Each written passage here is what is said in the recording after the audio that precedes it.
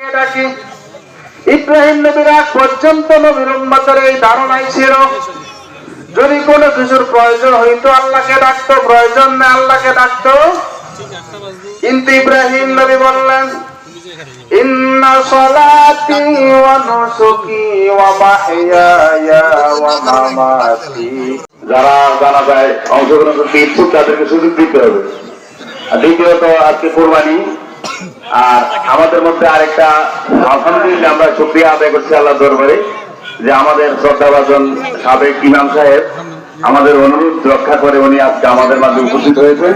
আমরা ওনার থেকে দোয়া নিব, এই জন্য ওনাকে আমরা কষ্ট দিয়েছি। তো আমরা জামাতের পরেই হুজুর হয়তো আমাদের কাছে দু একটা কথা বলবে বা আমরা ওনার থেকে ক্ষমা চেয়ে নিব। তো আমরা যথাসময়ে নামাজ পড়বো ইনশাআল্লাহ। জি, আসসালামু আলাইকুম। তাহলে যেটা একটা জানাজা আছে আমরা দেরি করি না, এটার নামাজটাও ওয়াজিব।